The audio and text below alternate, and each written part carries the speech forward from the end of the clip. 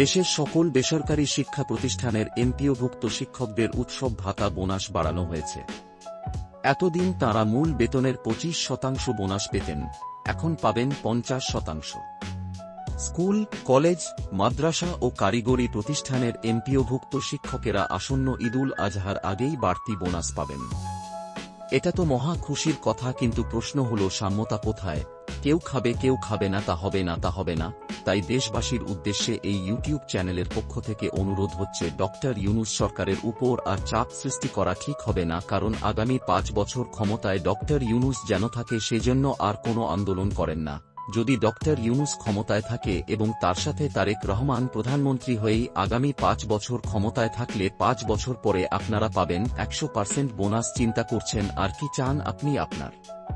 সবাই স্বীকার করছে ডক্টর ইউনূস রাজনীতি জানে না, তাকে যে যা বলছে তাই মানছে, আর তখনই ভুল হচ্ছে। কিন্তু এটা তো সত্য, তার মতো এত হাই প্রোফাইল আর কেউ নাই। তার সাথে যদি জামায়াতের নেতা শফিকুর রহমান থাকেন উপপ্রধানমন্ত্রী, তাহলে ইসলামী দলগুলো পানির মতো ঠান্ডা।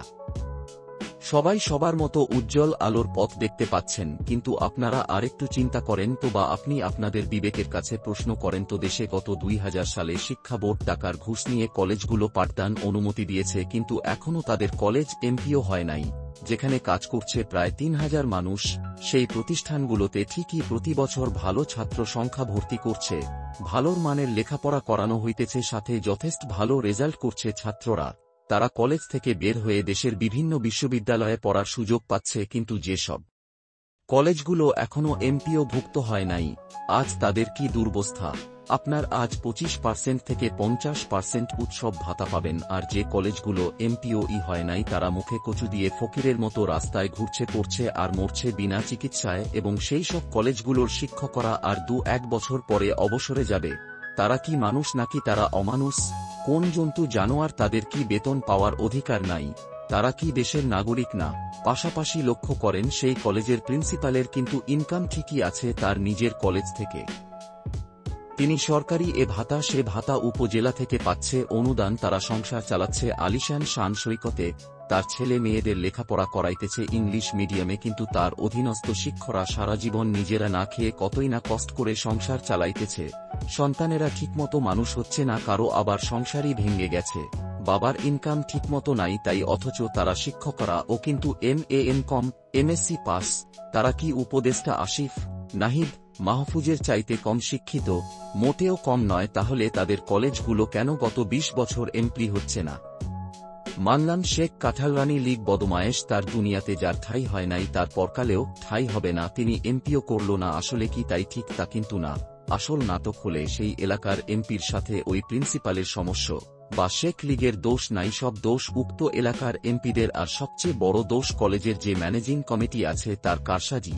সেখানে যে সভাপতি আছে সেই হল সকল নষ্টের গোড়া, কারণ সেই কলেজের সভাপতি হল একজন উচ্চ শ্রেণীর মূর্খ গবেট আর কুশিক্ষত। তার সাথে আছে প্রিন্সিপাল, দুজনে মিলে এমপিও করার চেষ্টাই করেনি, শুধু নিজেদের আখের তৈরি করছে।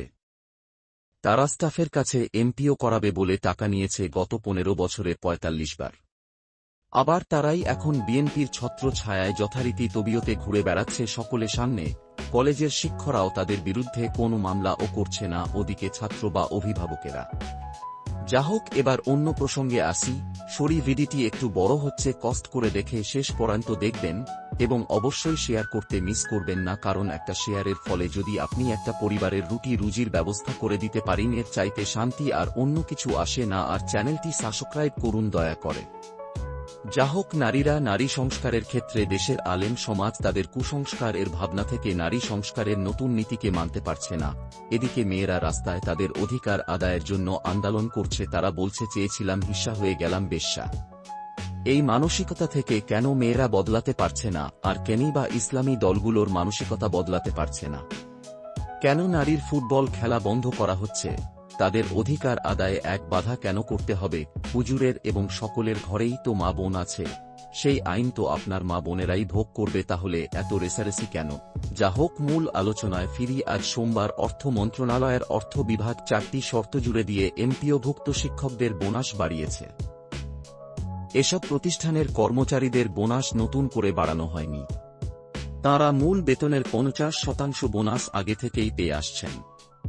নতুন যেসব শর্ত যুক্ত করা হয়েছে সেগুলো হচ্ছে, এ ভাতা দেওয়ার ক্ষেত্রে যাবতীয় আর্থিক বিধিবিধান যথাযথভাবে অনুসরণ করতে হবে। এ ভাতা সংক্রান্ত ব্যয়ে ভবিষ্যতে কোনো অনিয়ম দেখা দিলে বিল পরিশোধকারী কর্তৃপক্ষ অনিয়মের জন্য দায়ী থাকবে। প্রশাসনিক মন্ত্রণালয় যেদিন আদেশ জারি করবে সেদিন থেকে এ ভাতা কার্যকর হবে। প্রশাসনিক মন্ত্রণালয়ের জারি করা জিও অর্থ বিভাগে পাঠাতে হবে। স্থানীয় সরকার, পল্লী উন্নয়ন ও সমবায় এবং যুব ও ক্রীড়া উপদেষ্টা আসিফ মাহমুদ সজীব ভুঁইয়া গত মাসে ফেসবুকে এক পোস্টে ঈদুল আজহার বোনাস 25% থেকে বাড়িয়ে 50% করার অন্তর্বর্তী সরকারের সিদ্ধান্তের কথা জানিয়েছিলেন।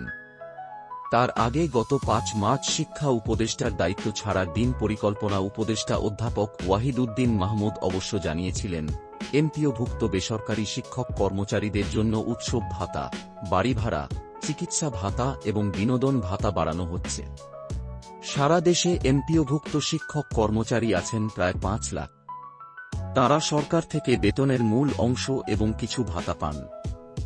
শিক্ষা মন্ত্রণালয়ের মাধ্যমিক ও উচ্চশিক্ষা বিভাগ সূত্রে জানা গেছে, নতুন সিদ্ধান্তের ফলে এক ঈদে সরকারের বাড়তি ব্যয় হবে 229 কোটি টাকা। একটা কথা আছেন, না তেলে মাথায় তেল দাও, শুকনো মাথায় বেলো মারো।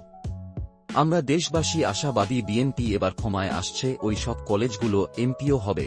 যদি সম্ভব হয় আপনার কলেজের বিস্তারিত পিনাকি দাদাকে অবগত করুন, এমপিও হয়ে যাবে। আর সেখানে যদি কেউ ঘুষ চায় তাকে অবশ্যই 999 কল দিয়ে পুলিশে ধরিয়ে দিন। ধন্যবাদ সবাই ভালো থাকবেন। আগ্রমী ঈদ মোবারক।